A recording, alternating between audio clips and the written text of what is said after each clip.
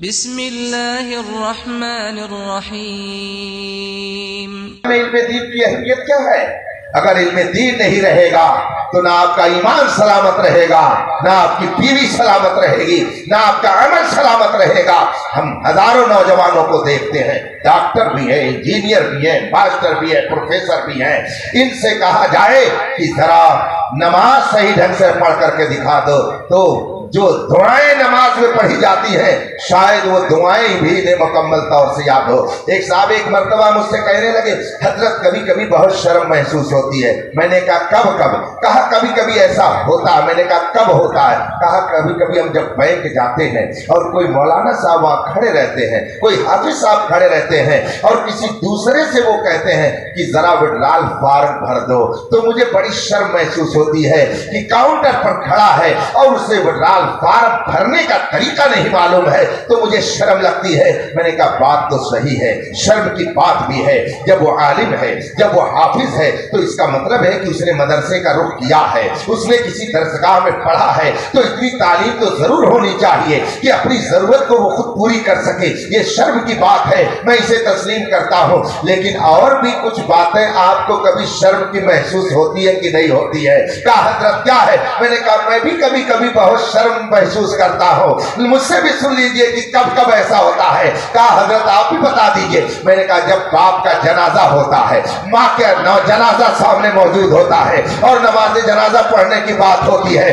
اور اگر کہہ دیا جائے بیٹے سے بتاؤ میت کے لیے نماز جنازہ تم پڑھنے کی خاطر آئے ہو، بتاؤ دعائے میت کیا ہے، دعائے نماز جنازہ کیا ہے، تو بیٹا کہتا حضرت نہیں معلوم ہے، مولانا صاحب چلیے آپ پڑھا دیجئے۔ تو وہ باپ جس کی پراپرٹی پر بیٹا قبضہ کر رہا ہے، وہ ڈاکٹر تو ہے، انجینئر تو ہے، ماسٹر تو ہے، مگر اپنے باپ کی صحیح نماز جنازہ پڑھنے کا اسے شعور نہیں ہے، تو ایسے موقع پر مجھے بھی بہت شرم محسوس ہوتی ہے کہ ایک نوجوان جو مسلمان گھر میں پیدا ہوا اسے نماز جنازہ پڑھنے کا طریقہ نہیں معلوم ہے۔ اس سے بڑھ کر کے اور شرم کی بات کیا ہوگی؟ میں نے کہا اور بھی کبھی کبھی مجھے شرم آ جاتی ہے۔ کہا اور بتا دیجئے حضرت۔ میں نے کہا جب ایک نوجوان مسجد میں جاتا ہے اور کھڑے ہو کر کے جب وہ نماز شروع کرتا تو کبھی ادھر دیکھتا کبھی ادھر دیکھتا ہے، اسے یہ بھی نہیں پتا ہے کہ حکم الحاکمین کی بارگاہ میں کھڑا کیسے ہوا جاتا ہے۔ دنیا دار کے سامنے، لیڈروں کے سامنے، افیسروں کے سامنے کھڑا ہونا اس نے سیکھ لیا، کیسے ادب کیا جائے گا، کیسے اسے سر کہا جائے گا، کیا جملے استعمال کیے جائیں گے، یہ تو اس نے سیکھ لیا، مگر رب کائنات کی بارگاہ میں کس طرح سے کھڑا ہوا جائے گا یہ طریقہ اسے نہیں آ سکا۔ یہ طریقہ اگر آئے گا تو علم دین آپ کیا نہیں دیکھتے ہیں؟ اور خاص کر آج کل تو اللہ اکبر، کسی پاگل نے کسی وقت کسی وجہ سے پھٹا کپڑا پہن لیا ہوگا، پھٹی پینٹ پہن لی ہوگی، تو میرے نوجوانوں کو کیا ہو گیا کہ یہ مسجد بھی پہنچتے ہیں تو پھٹی ہوئی پینٹ پہن کر کے، بلکہ نئی نئی پینٹوں کو پھاڑ کر کے پہنتے ہیں اور کہتے ہیں یہ بھی ایک فیشن ہے۔ خدا کی بارگاہ میں جا رہے ہیں اور انہیں یہ نہیں احساس ہے کہ ہم خدا کی بارگاہ میں کون سا کپڑا پہن کر کے جائیں۔ اگر آپ اسی طریقے سے بنیان اور لنگی میں، یا آپ ایک کیا بولتے ہیں، میں تو اس کو بول بھی نہیں پاتا ہوں، جب پڑھتا ہے لوور کہتے ہیں اس کو، اور ٹی شرٹ میں اگر کوئی ڈی ایم کے پاس چلا جائے اس کا چپراسی تو فوراً نکال کر کے ڈی ایم اس کو بھگا دے گا، چلے یہاں سے جا، پہلے لباس پہن کر کے آ۔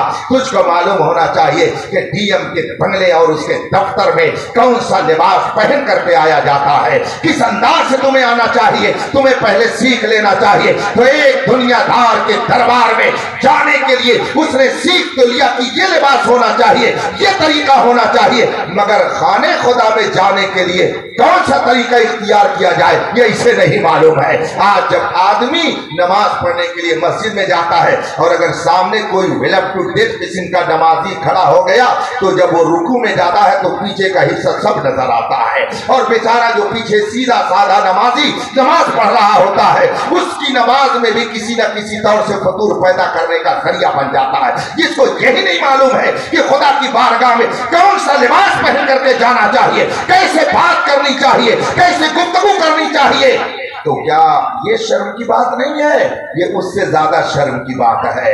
آدمی نماز پڑھنے کے لیے جب جاتا ہے تو خدا سے گویا بات کرتا ہے، خدا سے گفتگو کرتا ہے۔ اب مسجد میں گیا اور مسجد میں جانے کے بعد اس نے وضو کیا، نماز کے لیے جب کھڑا ہوا تو گویا وہ خدا سے گفتگو کر رہا ہے۔ فرمایا جاتا ہے قرآن کریم، اہدنا الصراط المستقیم، اے مولا تو ہمیں سیدھے راستے پر چلا۔ یہ کس سے کہہ رہا ہے؟ وہ اپنے رب سے کہہ رہا ہے، گویا خدا سے وہ گفتگو کر رہا ہے، خدا سے وہ بات کر رہا ہے۔ نماز کی حالت میں بندہ خدا سے گفتگو کرتا ہے۔ اور جب قرآن کریم کی آیت کریمہ پڑھ، اذا جاء نصر اللہ والفتح، پیچھے سے قاری صاحب لوگوں نے سن لیا کیا پڑھ رہا ہے یہ؟ اتنے لوگ یہاں پر بیٹھے، اذا جاء نصر اللہ۔ ارے قرآن شریف میں کہیں یہ ہے کہ نہیں ہے؟ نہیں ہے، ہے نا؟ ہے اذا جاء، ہم تو کہتے ہیں پورے قرآن میں کہیں نہیں ہے، یہ تو ہے ہی نہیں پورے قرآن میں۔ اذا جاء نصر اللہ ہے کہیں قرآن میں؟ آواز ادھر سے آ گئی ہے کہ ہے؟ اب دیکھیے کچھ لوگ بات بدل رہے ہیں، در بدلو لوگ اچھے نہیں ہوتے، یاد رکھیے گا۔ ایک درگیر محکم، ایک در پکڑو مضبوطی سے پکڑو۔ جیسے یہ فقیر ہے، رضا کے در کا غلام ہو گیا تو ہو گیا، اعلیٰ حضرت کے در کی غلامی کا پٹا گلے میں پڑ گیا تو پڑ گیا۔ فخر سے کہتا ہے جب تک بکے نہ تھے تو کوئی پوچھتا نہ تھا، اس نے ہمیں خرید کے انمول کر دیا۔ ایک در کے ہو کے رہو، انشاءاللہ دنیا میں بھی سرخرو رہو گے اور آخرت میں بھی سرخرو رہو گے۔ اور مومن تو ایک ہی در کا ہوتا ہے، ایک ہی در ہے میرے مصطفیٰ کا کہ اس در کے یہ سب غلام ہیں، اور وہی در در خدا ہے۔ تبھی تو امام احمد رضا نے کہا ہے خدا خدا کا یہی ہے در، نہیں اور کوئی مفر مقر، جو وہاں سے ہو یہیں آ کے ہو، جو یہاں نہیں تو وہاں نہیں۔ کوئی کہیں رہے کوئی کہیں کا ہو، کوئی مکی کہلائے کوئی مدنی کہلائے، اس سے کوئی فرق نہیں پڑتا ہے۔ مکی ہونا مدنی ہونا بعد کی چیز ہے، پہلے یہ دیکھا جائے گا کہ سچا محمدی ہے یا نہیں ہے۔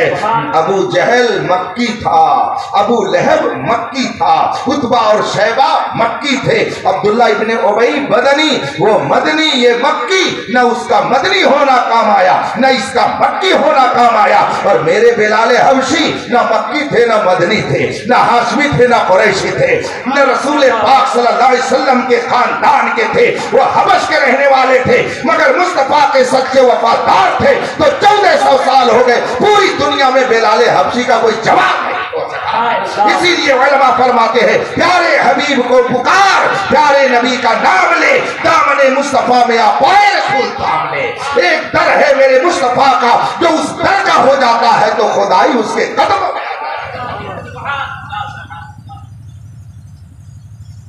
برا مت مانیے گا، میں نے جو کہہ دیا کہ ایک در کے ہو کے رہیے، یہ بڑی اچھی بات ہے۔ وہ بکری اچھی نہیں ہوتی ہے جو کبھی اس کھیت میں منہ مارے کبھی اس کھیت میں منہ مارے، اپنے کام میں اس کو لگے رہنا چاہیے۔ ابھی آواز آئی تھی قرآن شریف میں ہے، پھر ایک آواز آئی نہیں ہے، میں پڑھ رہا ہوں پھر آپ سنیے گا تو پھر آپ کو احساس ہوگا علم دین کی اہمیت کیا۔ اذا جاء نصر اللہ قرآن شریف میں کہیں ہے، لیکن یہاں جتنے لوگ بیٹھے ہوئے ہیں مولانا لوگ اور حافظ لوگ، اگر اس میں تو ان کو الگ کر دیجئے، بقیہ جتنے لوگ ہیں ان سب سے پوچھئے کہیں ہاں ہے اسی بارے میں ہے نا، سورہ فتح ہے نا، اس کے شروع میں کیا ہے؟ یہی تو ہے اذا جاء نصر اللہ۔ پڑھتے ہی نہیں پڑھتے لوگ، پڑھتے ہیں نا، امتحان لینے لگیں گے تو ابھی سب لوگ آ جائیں گے لائن پر۔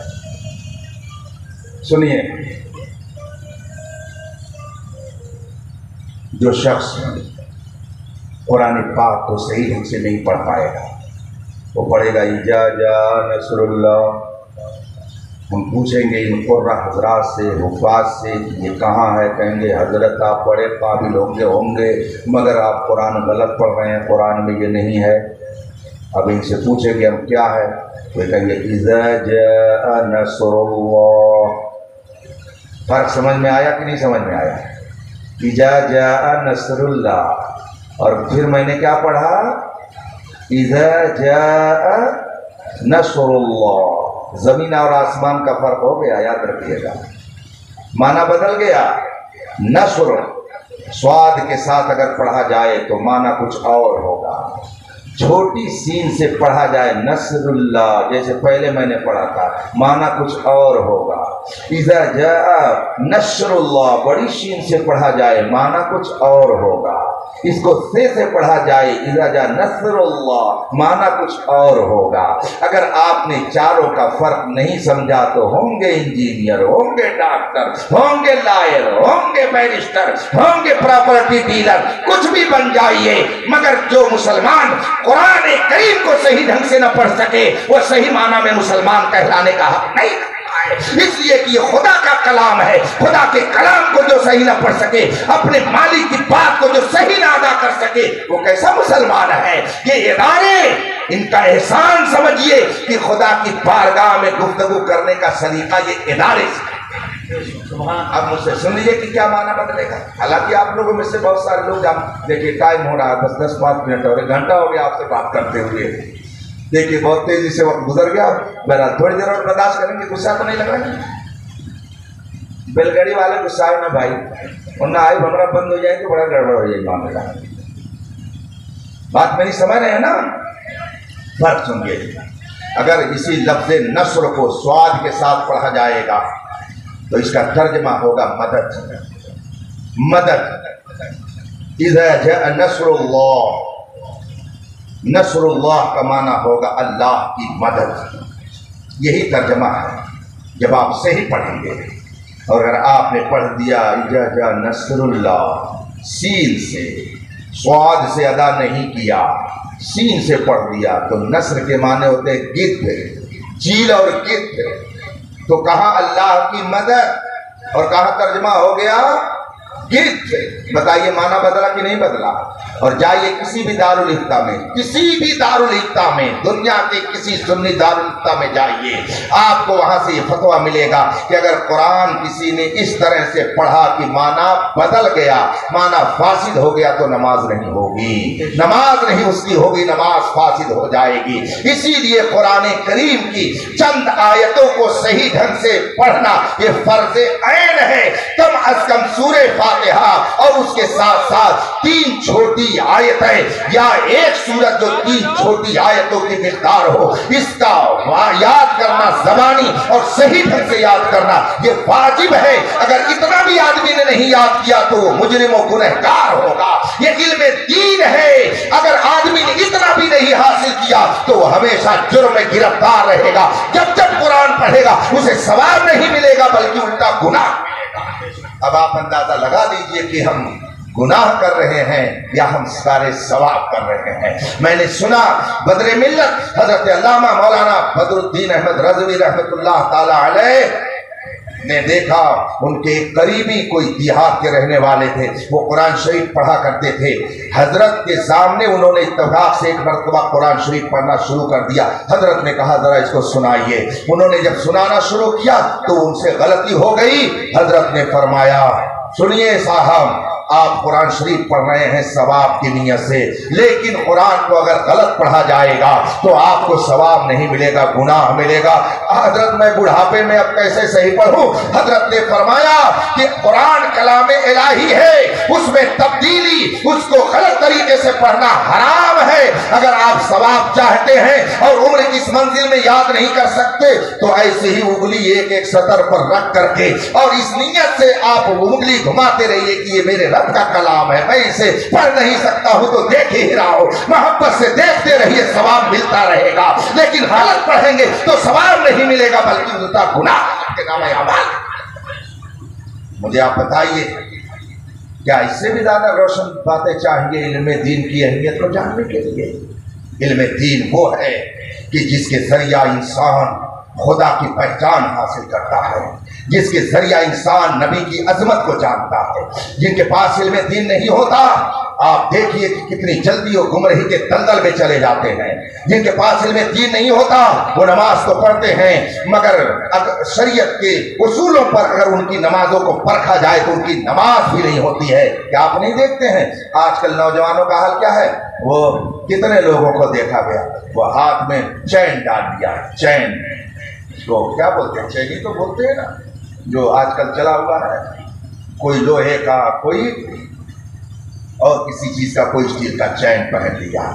बहुत से ऐसे शौकीन होते हैं जो कानों में बालियां पहन लेते हैं, वो कहते हैं हम मुसलमान हैं, और फैशन में उन्होंने हाथ में पहन लिया वो छल्ला या जो भी कह लीजिए, और वही पहन करके वो मस्जिद भी जाते हैं, नमाज पढ़ने भी जाते हैं।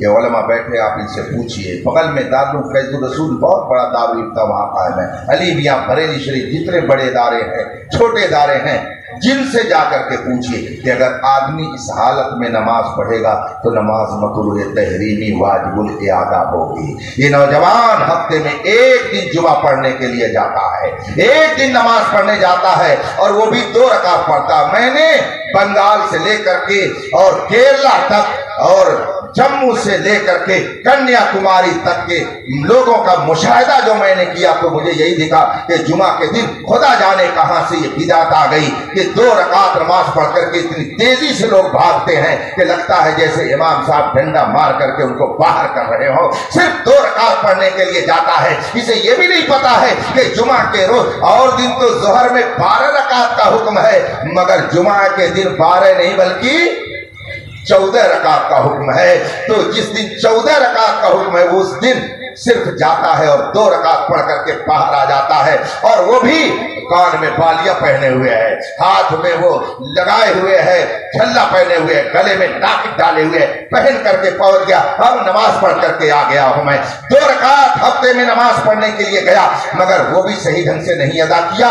ये किसकी वजह से? जहालत की वजह से। वो ये नहीं जानता है कि इस हालत में मैं रहूंगा तो नमाज नहीं होगी। वो ये नहीं जानता है कि ये पहनना नाजायज और हराम है, और इस हालत में मेरी नमाज मकरूह तहरीमी होगी। वो ये नहीं जानता है कि कान में मर्दों का बाली पहनना हराम और गुनाह है, इस हालत में मेरी नमाज मकरूह तहरीमी होगी। अगर वो जानता तो ऐसी हरकत नहीं करता। क्या किसी आलिम को भी आपने देखा कि वो मुनरी पहन करके नमाज पढ़ाता हो? क्या आपने किसी हाफिज कुरान को भी देखा कि वो गले में नाक डाल करके नमाज पढ़ाता हो? क्या आपने किसी आलिम दीन कारी कुरान, हाफिज कुरान को भी देखा कि वो इस तरीके से लिबास में जाता हो जिससे लोग देख करके हंसे? नहीं। वो चूंकि जानता है कि रब की बारगाह में जानने का शऊर हमें कैसे आता है, कैसे आना चाहिए, तरीका कौन सा है, इसलिए वो पहले ही उस लिबास में मुज़य्यन होकर के मस्जिद में जाता है। ये इल्म दीन की बरकत है जिसकी बिना पर वो खुदा की बारगाह में खड़े होकर के कौम की हिमायत करता है। सुभान मोहतरम, इल्म दीन वो चीज है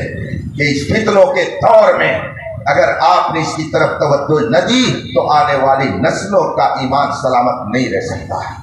अभी कल या परसों की बात है, मैं कहीं बैठा हुआ था, गुफ्तगू आई, मैंने कहा अब तो ये भी सोचना पड़ेगा कि नई नस्लें, बेटे बेटियों की शादी की जाए कि न की जाए, इसलिए कि इनकी शादियां होंगी, औलाद पैदा होंगी। अभी जब खुदसरी का और बेईमानी का ये आलम है तो आने वाली नस्लों का क्या आलम होगा। आज जब ये नहीं समझते हैं मकाम मुस्तफ़ा क्या है, एक नौजवान जिसको सही ढंग से इस्तिंजा करने का शोर नहीं है, वो नबी के इल्म गैब पर नुक्ताचीनी करता है और 4 हदीसें याद करके कहता है मैं इमाम आजम के बराबर हूँ, कहता है कि मैं किसी का मुक़ल्लिद नहीं हूँ, मैं अहले हदीस हूँ। मुझे एक वाक़या याद आ गया इस जुमले पर। किताब में मैंने ये पढ़ा था कि एक शख्स सऊदिया में कुछ दिन रहने के बाद अपनी जब आबादी में आया तो उसको शौक चढ़ आया और सुबह सुबह वो रोज आना तकरीर करने लगा और अपनी तकरीर में उसने एक रोज इमाम आजम की शान में तबर्रा शुरू कर दिया।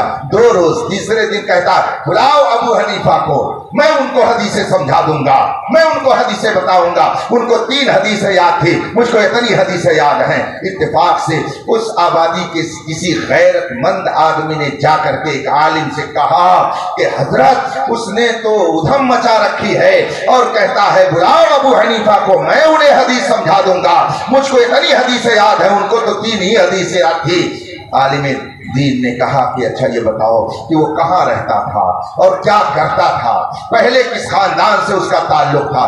दूसरे रोज उसने सारी मालूमात लेकर के आके बताया आलिम से कि वो सऊदिया रहने लगा था, उससे पहले वो गैर मुस्लिम था, उसका ताल्लुक फला खानदान से था। कहा कि वो भंगी था। मौलाना ने कहा बस घबराने की और इसमें परेशान होने की जरूरत नहीं है, بھنگی سے اور کسی خیر کی توقع نہیں کی جا سکتی ہے، یہی اس سے امید رکھی جائے گی۔ جو اپنے علم کا درجہ نہ جان پائے وہ امام اعظم پر نکتہ چینی کرے، یہ قیامت نہیں تو اور کیا ہے، یہ جہالت نہیں تو اور کیا ہے۔ مگر 4 حدیث پڑھ کر کے کہتا میں اہل حدیث ہوں، مجھ کو امام اعظم کی تقلید کی ضرورت نہیں ہے۔ بڑے بڑے مجتہد، بڑے بڑے علماء، بڑے بڑے اولیاء، حتیٰ کہ ہندوستان میں برکت مصطفیٰ عطائے رسول میرے خواجہ غریب نواز جیسی شخصیت تو حضرت امام اعظم کی تقلید کرتی نظر آ رہی ہے۔ حضرت سیدنا مخدوم اکرم جہانگیر سمنانی امام اعظم کے مقلد نظر آ رہے ہیں۔ حضرت محبوب الہی، حضرت سیدنا امیر خسرو، حضرت سیدنا شیخ عبدالحق محدث دہلوی، حضرت سیدنا کلیم اللہ شاہ جہان آبادی، حضرت سیدنا شاہ عبدالعزیز محدث دہلوی، حضرت مجدد الفسانی، یہ وہ شخصیتیں ہیں جن کا کوئی جواب نہیں لایا جا سکتا۔ یہ تو سب امام اعظم کی بارگاہ میں ادب سے کھڑے ہو کر کے ان کی تقلید پر فخر محسوس کرتی ہے، اور یہ 3 حدیث یاد کر کے کہتا لاؤ میں امام اعظم کو سمجھا دوں۔ یہ جہالت نہیں تو اور کیا ہے، یہ جہالت ہے۔ جب آدمی علم سے گورا ہوگا تو اس کو کسی چیز کی قدر نہیں معلوم ہوگی۔ دیہاتی مسل ویسے بھی ہے، بندر کیا جانے، بندر کیا جانے ادرک کا، ظاہر سی بات ہے بندر کیا جانے ادرک کا سوال۔ ایسے ہی موتی کی قدر بادشاہ جانتا ہے یا صراف جانتا ہے، اس بے وقوف کو موتی کی قدر کیا معلوم ہو جس نے کبھی موتی کو دیکھا ہی نہ ہو۔ یہ وہی علم دین کی قدر ان کے دل میں ہوگی جن کے دل میں دین کی قدر ہوتی ہے، جن کے دل میں دین کی عظمت نہیں ہوتی ہے، ان کے دل میں علم دین کی بھی اہمیت اور قدر نہیں ہوتی ہے۔ آج ہزاروں نوجوان کالج میں پڑھنے والے جو میری معلومات میں ہیں کہ وہ پہلے سنی شیعہ العقیدہ تھے، مگر ان کے گھر میں چونکہ علم دین نہیں تھا، خود ان کے اندر علم دین نہیں تھا، تو بدعقیدگی کی گود میں چلے گئے۔ کوئی قادیانی بن گیا، کوئی رافضی بن گیا، کوئی صلح کلی بن گیا، کوئی شیعہ بن گیا، کوئی غیر مقلد بن گیا، کوئی کسی فرقے کا ہو گیا، کوئی کسی فرقے کا ہو گیا۔ یہ سب آپ اپنے ماتھے کی آنکھوں سے دیکھ رہے ہیں۔ اگر آپ چاہتے ہیں کہ آپ کی نسلیں محفوظ رہیں، ان کا رشتہ نبی سے مضبوط باقی رہے، تو ان کو علم دین اتنا سکھا دیجئے کہ دنیا کے کسی گوشے میں رہے یہ فخر سے کہے کہ ہمارا رشتہ مصطفیٰ جان رحمت سے ملتا ہے، ہمارا رشتہ غوث و خواجہ سے ملتا ہے، ہمارا رشتہ امام احمد رضا سے ملتا ہے، ہمارا رشتہ تاج الشریعہ سے ملتا ہے۔ فخر سے کہیے الحمدللہ ہم کسی جاہل پیشوا کے مقتدی نہیں ہیں، ہمارا امام اعظم ہے، ہمارا مجدد اعظم ہے، ہمارا ولی غوث اعظم ہے، ہمارا قطب الاقطاب ہے۔ ان جیسا دنیا میں کسی قوم میں کوئی دوسرا ہو تو لا کر کے پیش کرو، اور نہیں تو آؤ ان علماء کے دامن میں ہو لو اور بریلی کی چوکھٹ پہ چل کر کے بولو میں مجرم ہوں آقا، مجھے ساتھ لے لو کہ رستے میں ہے جا بجا۔ اللہ تبارک و تعالیٰ اپنے حبیب پاک کے طفیل آپ سب کو علم نافع عطا فرمائے اور اس کی برکتوں سے شاد کام فرمائے۔ میرے آقا فرماتے ہیں البرکت مع اکابرکم، اگر خیر و برکت لینا چاہتے ہو تو اپنے سچے علماء کے دامن سے وابستہ رکھیے، علماء کی شان میں کبھی گستاخی نہ کیجیے گا۔ مجمع الانہر شرح منتقل ابہر بڑی اہم کتاب ہے، اس میں تحریر فرمایا من ابغض عالما من غیر سبب ظاہر خیف علیہ الکفر، جو شخص کسی سچے عالم سے، میں سچے کی قید لگا رہا ہوں اس لیے کہ چمکتا جو نظر آئے وہ سب سونا، ہر داڑھی ٹوپی جبے صافے والے کو وہ عالم ربانی مت سمجھ لیجیے گا، چمکتا جو نظر آئے وہ سب سونا۔ یہ میں اپنی طرف سے نہیں کہہ رہا ہوں، یہ رسول پاک کا فرمان ہے ان شر الشر شرار العلماء ان خیر الخیر خیار العلماء۔ دنیا کے اندر جتنی خراب چیزیں ہیں ان سب میں سب سے خراب چیز خراب علماء ہیں۔ जितनी खराब चीजें हैं उन सब में सबसे ज्यादा खराबी की चीज उलमा में होती है।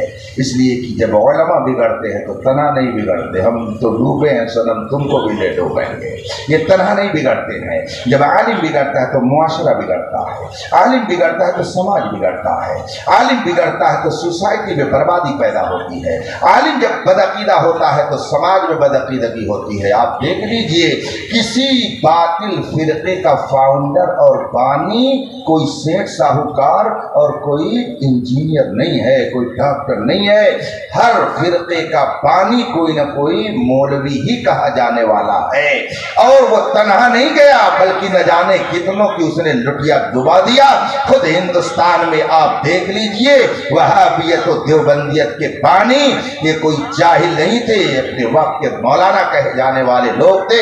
ये मौलवी रशीद अहमद हैं, ये मौलवी कासिम साहब हैं, ये मौलवी अशरफ अली हैं, ये खलील अहमद अम्बेडकरी हैं, ये महमूदुल हसन दरभंगी है, ये मोहम्मद हुसैन तांडवी है, ये फला है, ये फला है, सबके नाम के आगे मौलाना लगा हुआ है। मगर जब ये बिगड़े तो तन्हा नहीं बिगड़े, न जाने कितने लोगों की किस्मत को इन्होंने बिगाड़ दिया। खुद भी रसूल पाक के गुस्ताख हुए, न जाने कितने गुस्ताख पैदा कर दिए। कल तक किसी में जुरात नहीं होती थी कि वो नबी के इल्म गैब पर नुक्ताचीनी करे, और आज वो शख्स जिसको इस्तिंजा करने का शऊर नहीं है वो नबी के इल्म गैब का इनकार करता है और कहता है कि नबी को इल्म गैब नहीं था, अगर होता तो फला मौके पे क्यों नहीं बताया, अगर होता तो फला मौके पर क्यों नहीं बताया। ये उसकी देन नहीं है बल्कि उस मौलवी के बिगड़ने की देन है जो खुद बिगड़ा और उसने समाज को बिगाड़ डाला। वो खुद बदअकीदा हुआ, मुआशरे को बदअकीदा बना डाला उसने बदअकीदा सबको। ये आलिम जब बिगड़ा तो उसने समाज को बिगाड़ दिया। और रसूल पाक फरमाते इन्ना खैरुल खैर खियारुल उलमा, दुनिया के अंदर जितनी अच्छी चीजें हैं उन सब में सबसे अच्छी चीज अच्छे उलमा है। इसलिए कि जब ये बनते हैं तो तन्हा नहीं बल्कि मुआशरा बनता है, ये संवरते हैं तो मुआशरा संवरता है। एक इमाम अहमद रजा को रब्बे कदीर ने बरेली में पैदा कर दिया। उस इमाम अहमद रजा ने अपने कलम से जब तहरीरों को संवारा तो न जाने कितने करोड़ों की तकदीर को ऐसा संवारा है और लोगों को कुफ्र की दलदल में जाने से ऐसा बचाया है कि दुनिया कह उठी डाल दी कल्ब में अज़मते मुस्तफा सैयदी आला हजरत पे लाख। एक मौलवी कह रहा था कि नबी को पीठ पीछे की खबर नहीं है, ये मौलवी शर्रों में था, और मेरा इमाम अहमद रजा कह रहा था कि और कोई गैब क्या, तुमसे नेहा हो भला, जब ना खुदा ही छुपा तुम पे करोड़ों दुरूद। एक मौलवी था जो कहता था कि नबी मरकर मिट्टी में मिल गए, और मेरा इमाम सुना रहा था तू जिंदा है वल्लाह, तू जिंदा है वल्लाह, मेरी चश्मे आलम से छिप जाने वाले। इसलिए उलमा सब एक में के नहीं होते हैं। रसूल पाक ने फरमाया कि दुनिया के अंदर जितनी शर्री चीजें हैं उन सब में सबसे ज्यादा शर शरीर उलमा में है, और दुनिया के अंदर जितनी खैर की चीजें हैं उन सब में सबसे ज्यादा खैर अखियारे उलमा में है। इसलिए हर जुब्बो साफा वाले की बात मैं नहीं करता, जो सच्चे आलिम हैं अगर किसी ने उनसे बुग़्ज़ रखा बिना किसी वजह के खीफा अलैहिल कुफ्र, तो डर है कि जब वो दुनिया से जाएगा तो कुफ्र पर जाएगा। इसलिए किसी सच्चे आलिम दीन की तौहीन मत कीजिएगा वरना उसका कुछ नहीं बिगड़ेगा, आप अपनी आक़िबत खुद खराब करेंगे। आखिरी वाक़या बयान करके मैं अपनी गुफ्तगू को खत्म करता हूँ। शुएबुल औलिया बानी फैज़ुर रसूल बरां शरीफ का वाक़या बहुत मशहूर है। सुल्तानुल वाइज़ीन अल्लामा अब्दुल मुस्तफ़ा आदमी रहमतुल्लाह ताला अलैह जो भूसी शरीफ के रहने वाले थे, जहाँ के हजरत आज आपकी आबादी में जलवा फरमा हुए थे।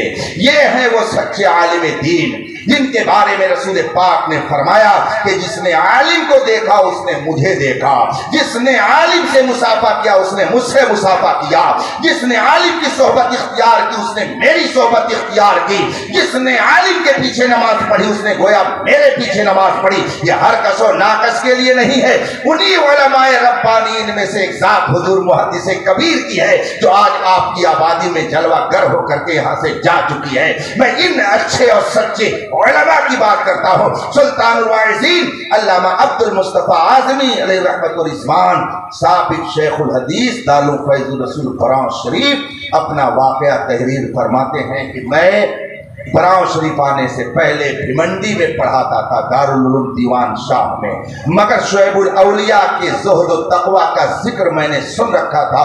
میری خواہش تھی کہ میں ان سے ملوں۔ اتفاق سے ایک موقع پر وہ بامبے کرلا پہنچے، میرے چاہنے والوں نے مجھ سے بتایا کہ شعیب الاولیاء تشریف لائے ہوئے ہیں۔ میں نے کہا ان کی ملاقات کے لیے چلنا چاہیے، چنانچہ میں بھمنڈی سے اپنے ساتھیوں کو لے کر کے کرلا بامبے پہنچا، اور جن کے گھر حضرت کا قیام تھا میں وہاں جب پہنچا تو پتہ چلا کہ حضرت کی طبیعت علیل ہے، آرام فرما رہے ہیں۔ صاحب خانہ نے مجھ سے کہا کہ حضرت بیٹھیے، ابھی جب حضرت بیدار ہوں گے تو میں ملاقات کرا دوں گا۔ چنانچہ سلطان الواعظین تحریر فرماتے ہیں کہ میں بیٹھ گیا، اور جب شعیب الاولیاء علیہ الرحمہ نیند سے بیدار ہوئے اور اپنی ضرورت سے فارغ ہو گئے تو پھر مجھے اطلاع دی گئی اور میں اپنے ساتھیوں کے ساتھ حضرت کے کمرے میں ملاقات کے لیے گیا۔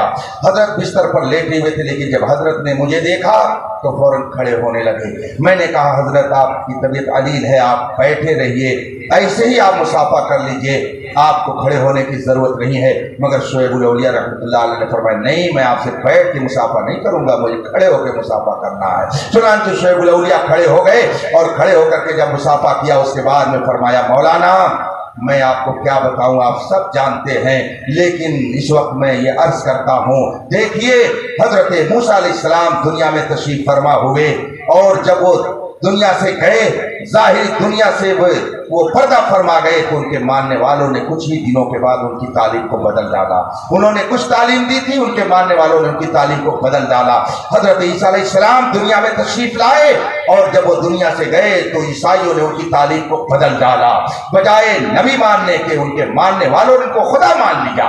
آج بھی عیسائی حضرت عیسیٰ علیہ السلام کو خدا مانتے ہیں۔ حضرت عیسیٰ علیہ السلام کی ماں حضرت سیدتنا مریم رضی اللہ تعالی عنہا کو معاذ اللہ خدا کی بیوی کہتے ہیں۔ انہوں نے عقیدہ بدل ڈالا، تعلیم بدل ڈالی۔ شعیب الاولیاء فرماتے ہیں مولانا حضرت موسیٰ کے ماننے والوں نے کچھ ہی دنوں میں ان کی تعلیم کو بدل ڈالا، حضرت عیسیٰ کے ماننے والوں نے کچھ ہی دنوں میں ان کی تعلیم کو بدل ڈالا، مگر 1400 سال ہو گئے میرے نبی کی تعلیم کو کوئی نہیں بدل سکا، رسول پاک کی حدیثوں کو کوئی نہیں بدل سکا۔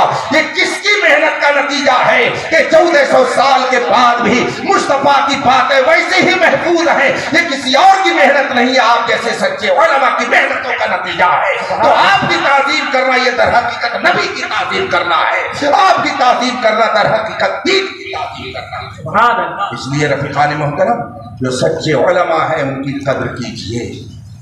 آج تو آپ نے دیکھ لیا ایک شخصیت کو، یہ شخصیت ہوا ہے کہ ہمارے سارے اکابر ایک ایک کر کے اٹھ گئے ہیں۔